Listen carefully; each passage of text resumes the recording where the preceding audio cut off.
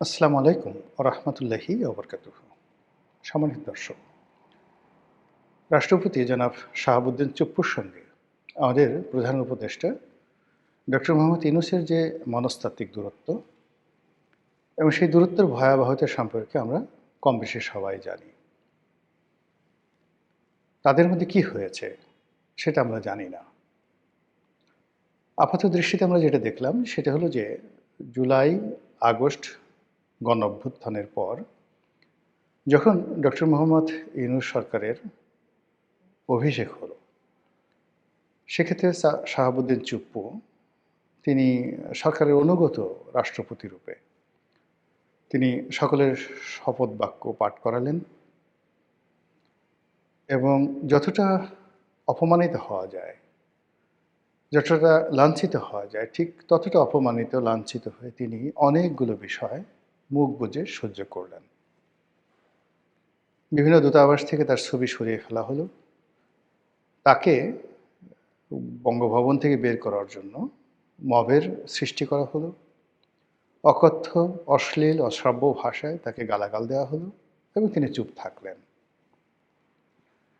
এরপর যেটা হলো যে তিনি বিদেশে যেতে চাইলেন। তাকে তো বিদেশে যেতে দেওয়া হলোই না, বরং বিদেশ থেকে রাষ্ট্রপতির বরাবরে যে কয়েকটি চিঠি এসেছিল, সেই চিঠিগুলো তাকে হস্তান্তর করা হয়নি। তার প্রেস এবং মিডিয়া দেখার জন্য বাংলাদেশের যে রাষ্ট্রীয় কালচার আছে, সেই কালচার অনুযায়ী সেই যে কোনো ঘটনা, অর্থাৎ একজন রাষ্ট্রদূত যাবেন, তার নিকট দেখা করবেন, বঙ্গভবনে যারা যাবেন, সেই বিষয়গুলো সংবাদ মাধ্যমে জানানোর জন্য রাষ্ট্রপতির একটা প্রেস উইংস ছিল। এটাকে উইথড্র করে নিয়ে যাওয়া হয়েছে, ফলে আসলে উনি ওখানে কার্যত গৃহবন্দী অবস্থায় আছেন। এই জিনিসগুলো কেন হলো, কী কারণে হলো এবং রাষ্ট্রপতি চুপ্পুর দোষ কী? আওয়ামী লীগ জমানাতে তাকে নিয়োগ দেওয়া হয়েছিল এবং তিনি মনে প্রাণে একজন আওয়ামী লীগের। শেখ হাসিনার প্রতি তার আনুগত্য সীমাহীন। তো এটা তো সবাই জানে। তাই যদি হতো তাহলে জুলাই আগস্ট বিপ্লবের পরে সবাইকে পরিবর্তন করা হলো। রাষ্ট্রপতিকেও তো আসলে পরিবর্তন করে দেওয়া উচিত ছিল। কিন্তু সেটা যখন করা হলো না, সেক্ষেত্রে রাষ্ট্রপতিকে যদি আপনি পদে রাখেন, তাহলে ব্যক্তি জনাব শাহাবুদ্দিন চুপ্পু নয়, রাষ্ট্রপতি, গণপ্রজাতন্ত্রী বাংলাদেশ সরকারের রাষ্ট্রপতির যে প্রাপ্য সম্মান এবং মর্যাদা, এটা দিতে জাতি হিসেবে যদি আমরা কার্পণ্য করি, তাহলে আমাদের পুরো শাসনতান্ত্রিক ব্যবস্থাতে যে বদনজির তৈরি হলো, এটি আগামীতে চলতে থাকবে।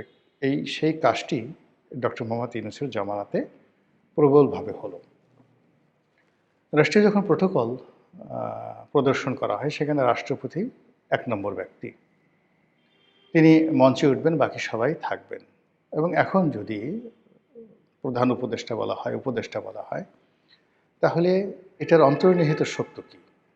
প্রধান উপদেষ্টা মানে রাষ্ট্রপতিকে যিনি উপদেশ প্রদান করবেন। তো রাষ্ট্রপতিকে যিনি উপদেশ প্রদান করবেন, উপদেষ্টা, তিনি তো আসলে রাষ্ট্রপতির চেয়ে বড় হন না। এবং আমাদের দেশে যে সরকার ব্যবস্থা, পার্লামেন্টারি ফর্ম অফ গভর্নমেন্ট, এখানে প্রধানমন্ত্রী সরকারের এক্সিকিউটিভ প্রধান। কিন্তু তা সত্ত্বেও তিনি যখন বিদেশে যাবেন, বিদেশ থেকে এসে রাষ্ট্রপতির সঙ্গে দেখা করবেন এবং আরও রাষ্ট্রের যে সকল প্রোটোকল রয়েছে, যেমন ধরুন দুর্নীতি দমন commission, auditor general office, supreme court, তারা স্বাভাবিকভাবেই একটা বাৎসরিক বিভিন্ন উপলক্ষে রাষ্ট্রপতির সঙ্গে দেখা করেন এবং একটা প্রতিবেদন দাখিল করেন। তো এই কাজগুলো ছাড়াও রাষ্ট্রপতি পদাধিকার বলে বাংলাদেশের সকল বিশ্ববিদ্যালয়গুলোর চ্যান্সেলর। ফলে সেই সকল বিশ্ববিদ্যালয়ের যে সমাবর্তন অনুষ্ঠান, সেখানে তাকে দাওয়াত করা হয় এবং তিনি নিজে যান, অথবা সমাবর্তনে কে অতিথি হবেন সেটা অনেক ক্ষেত্রে তিনি বলে দেন, অথবা তিনি অপারগতা প্রকাশ করলে বিশ্ববিদ্যালয়ের যে সিন্ডিকেট রয়েছে তারা অন্য কাউকে প্রধান অতিথি হিসেবে সেখানে বরণ করে নেন। কিন্তু এখানে প্রথম অগ্রাধিকার হলো রাষ্ট্রপতির। আমাদের দেশে গত ১৫ মাসে এই যে রাষ্ট্রপতির যে ইনহ্যারেন্ট পাওয়ার, বিশ্ববিদ্যালয়গুলোতে গিয়ে তিনি সমাবর্তন অনুষ্ঠানে বক্তৃতা দিবেন, সেটি হয়নি। দ্বিতীয়ত হলো যে সামরিক বাহিনীর অনেকগুলো অনুষ্ঠান থাকে, সেই অনুষ্ঠানের কিছু অনুষ্ঠানের নামই আছে রাষ্ট্রপতির কুচকাওয়াজ অনুষ্ঠান। তো যেখানে রাষ্ট্রপতির কুচকাওয়াজ অনুষ্ঠান হবে সেখানে রাষ্ট্রপতি প্রধান অতিথি থাকবেন, তিনি উপস্থিত হবেন, এটাই স্বাভাবিক। এ সকল অনুষ্ঠানে রাষ্ট্রপতিকে যেতে দেওয়া হয়নি, বাধা তৈরি করা হয়েছে। আমাদের দেশে প্রতি বছর ১৬ই ডিসেম্বর তারিখে যে ন্যাশনাল প্যারেড গ্রাউন্ডে সকল বাহিনীগুলোর প্যারেড প্রদর্শন করা হয়, সেখানেও রাষ্ট্রপতি প্রধান অতিথি থাকেন, তিনি সালাম গ্রহণ করেন। গত ২ বছরে সেটি করা হয়নি। সবাই ধরে নিয়েছেন যে ডক্টর মোহাম্মদ ইউনূস তিনি রাষ্ট্রপতির এই কর্তৃত্ব মানতে চান না। ইউনূস সাহেব মঞ্চে বসে থাকবেন বা মঞ্চে উঠতে পারবেন না, তিনি দর্শক সারিতে বসে থাকবেন আর মঞ্চে দাঁড়িয়ে সালাম গ্রহণ করবেন রাষ্ট্রপতি। এটা দেখতে ডক্টর মোহাম্মদ ইউনূসের জন্য ভীষণ রকম বিরক্তিকর। ফলে এই জিনিসগুলো হয়নি। আর আমরা ধরে নিয়েছি যেহেতু এটা একটা ডক্টর ইউনূসের জমানা, আগে যেভাবে শেখ হাসিনার কথা মতো সব কিছু হতো, এখন ডক্টর মোহাম্মদ ইউনূসের কথা মতো সব কিছু হবে, এটাই স্বাভাবিক। কাজেই ডক্টর মোহাম্মদ ইউনূস যতদিন ক্ষমতায় আছেন ততদিন জনাব শাহাবুদ্দিন চুপ্পু তাকে বঙ্গভবনে চুপচাপ থাকতে হবে এবং যত অপমান, লাঞ্ছনা, গঞ্জনা যা কিছু রয়েছে সেটা হাসি মুখে মেনে নিতে হবে এবং সরকারের পক্ষ থেকে যে সকল কাগজ যাবে, পত্র যাবে, দলিল যাবে, দস্তাবেজ যাবে, তিনি কোনো রকম প্রশ্ন না করে সেগুলো দস্তখত করে দিবেন। এটা যখন স্বাভাবিক, ঠিক সেই সময়টাতে আমরা দেখলাম যে বঙ্গভবনের সানাই নহবত আবার বেজে উঠল। বঙ্গভবনের যে আলোক উজ্জ্বল যে বর্ণচ্ছটা, সেটা আবার নতুনভাবে যাকে বলা হয় সারা বাংলাদেশে আভা বিতরণ করলো। আর সেই ঘটনাটা ঘটল বাংলাদেশের নতুন প্রধান বিচারপতি তার অভিষেক বা শপথ গ্রহণ অনুষ্ঠানকে উপলক্ষ করে। আপনারা জানেন যে আমাদের দেশের প্রধান বিচারপতি অত্যন্ত গুরুত্বপূর্ণ ব্যক্তি। আর এইবার যিনি প্রধান বিচারপতি হয়েছেন তিনি আরও অনেক কারণে গুরুত্বপূর্ণ। তার একটা বর্ণাঢ্য ক্যারিয়ার আছে এবং তার বাবা বাংলাদেশের খুব নামকরা একজন বিচারপতি ছিলেন, জাস্টিস আব্দুর রহমান চৌধুরী। আমার সৌভাগ্য হয়েছিল তার সঙ্গে অনেক দিন একত্রে কাজ করার।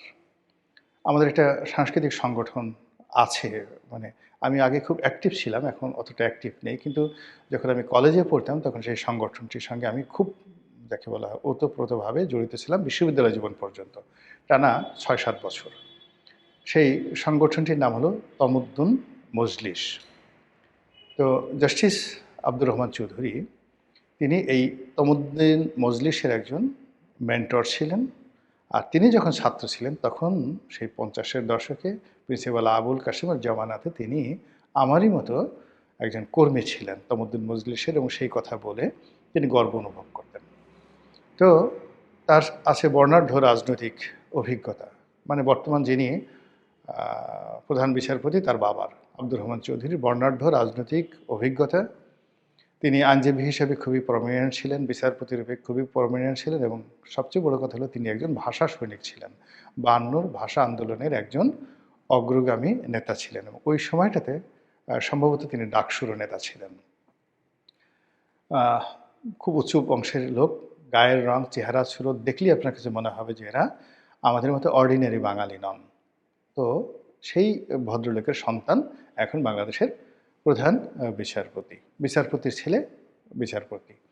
তো সেই দিক থেকে এই যে তার যে উচ্চ আদালতে তার যে অভিষেক, এটা দ্বিতীয় প্রজন্ম। তার বাবা প্রথম প্রজন্ম, তিনি দ্বিতীয় প্রজন্ম। আর অন্য একটা বক্তব্যে তিনি বলেছেন যে আইনজীবী হিসাবে এটি তিনি তৃতীয় প্রজন্ম। সম্ভবত তার দাদাও খুব বড় আইনজীবী ছিলেন। তিনি বিচারপতি হননি কিন্তু আইনজীবী ছিলেন। তো তৃতীয় প্রজন্মের আইনজীবী আর দ্বিতীয় প্রজন্মের বিচারপতি। আর মাশাআল্লাহ তার যে চেহারা ছিল তার বাবার মতোই অসম্ভব সুন্দর। এবং আমার মানে আরও ভালো লাগছে যে আমি ঢাকা বিশ্ববিদ্যালয়ের যে ডিপার্টমেন্টের ছাত্র ছিলাম আইন বিভাগের, বর্তমান বিচারপতি সেই বিভাগেরই অগ্রজ, বড় ভাই। তো এই মানুষটির অভিষেক অনুষ্ঠান হলো বঙ্গভবনে, এবং সেই বঙ্গভবনের অনুষ্ঠান উপলক্ষে বাংলাদেশের যে গত ১৬-১৭ মাস ধরে যে কোর্স অফ অ্যাকশন বঙ্গভবন কেন্দ্রিক কোর্স অফ অ্যাকশন এটি রীতিমতো উল্টে গেল। আমরা দেখলাম যে প্রধান বিচারপতির অভিষেক উপলক্ষে সেখানে যাকে বলা হয় রাষ্ট্রপতি, যেখানে মেহমানে আজিম, মেন্টর, প্রধান ব্যক্তি, রাষ্ট্রের কর্তা ব্যক্তি, এটাকে মেনে নিয়ে ডক্টর মোহাম্মদ ইউনূস সেখানে উপস্থিত হলেন। যথারীতি তিনি শপথ বাক্য পাঠ করলেন। তিনি সম্মুখ সারিতে, দর্শক সারিতে বসে রইলেন। যখন জাতীয় সঙ্গীত হলো, মানে বঙ্গভবনের যে নর্মাল প্রোটোকলগুলো হলো, সেই প্রোটোকলে তিনি অর্থাৎ রাষ্ট্রপতি একেবারে অন্য সময়গুলোতে তার গুড ডেজে যেভাবে তিনি দায়িত্ব পালন করতেন ওইভাবে দায়িত্ব পালন করলেন। আর একজন অনুগত প্রধান উপদেষ্টা রূপে ডক্টর মোহাম্মদ ইউনূসের যেভাবে আনুগত্য দেখানো দরকার ছিল ঠিক সেইভাবেই তিনি আনুগত্যটা দেখালেন। এখন প্রশ্ন হলো যে হঠাৎ করে ডক্টর মোহাম্মদ ইউনূসের কী হলো? তিনি এখানে কেন গেলেন? না গেলে কি হতো? বা তিনি এখানে কেন গেলেন? এই প্রশ্নের জবাবের উপরে আগামী ২ মাস ২.৫ মাসের রাজনীতির যে ভবিষ্যৎ এটা নির্ভর করবে। দ্বিতীয়ত হলো যে জনাব শাহাবুদ্দিন চুপ্পু, তার মধ্যে যে দৃঢ়তা দেখা গেল, তিনি পুরো অনুষ্ঠানে যেভাবে মুচকি মুচকি হাসছিলেন, ফলে এটাকে একটা নেহায়েত অনুষ্ঠান বা ওই দিনের জন্য এই ঘটনাটা ঘটেছে, দ্বিতীয়বার ঘটবে না এরকম মনে হয়নি। মনে হলো যে উনি প্রাণ ফিরে পেয়েছেন। এবং বঙ্গভবন যেভাবে সাজানো হয়েছে, যেভাবে পানির ফোয়ারাগুলো সেখানে যাকে বলা হয় সেই উৎসরিত করছিল, ফোয়ারা রূপে পানি যেভাবে ছিটাচ্ছিল, ওখানে যারা মেহমান ছিলেন, উপস্থিত ছিলেন, সব মিলিয়ে মনে হচ্ছে যে বঙ্গভবনের যে ক্ষমতা, সেই ক্ষমতা নড়াচড়া করছে। বঙ্গভবনের ক্ষমতা নতুনভাবে বিকশিত হচ্ছে এবং বঙ্গভবনে যারা কর্তা ব্যক্তি রয়েছেন তাদের সকলের মানচিত্র, চোখের মানচিত্র, মুখের মানচিত্র, অভিব্যক্তি সব কিছুর মধ্যে একটা নতুন আভা আমি দেখতে পেয়েছি সেই অনুষ্ঠানে। যারা সামরিক কর্মকর্তা ছিলেন, বেসামরিক কর্মকর্তা ছিলেন, যারা আর্দালি ছিলেন, মিডিয়াতে বা মানে ভিডিওতে যে তাদের যে বডি ল্যাঙ্গুয়েজ আমি দেখেছি, মনে হচ্ছে যে তাদের মধ্যে নতুন একটা সাড়া পড়ে গেছে। হঠাৎ করে এটা কেন হলো? এটা কি তারেক রহমান সাহেবের বাংলাদেশে আসার কারণে?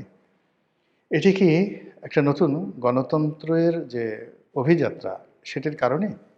সামনে একটা ইলেকশন আসছে, সেই ইলেকশনের পরেও প্রথা অনুযায়ী রাষ্ট্রপতি আরও কিছুদিন থাকবেন এবং ইলেকশনের যেদিন মানে নতুন সরকার শপথ নেবে সেদিনই ডক্টর মোহাম্মদ ইউনূসের ক্ষমতা শেষ। এই কারণে? নাকি অন্য কিছু? যা কিনা আরও গভীর, যা কিনা আরও সুদূর প্রসারী। আল্লাহই ভবিষ্যৎ ভালো জানেন। আমাদের জন্য যেটি ভালো সেটিই যেন হয়। আসসালামু আলাইকুম ওয়া রাহমাতুল্লাহি ওয়া বারাকাতুহু।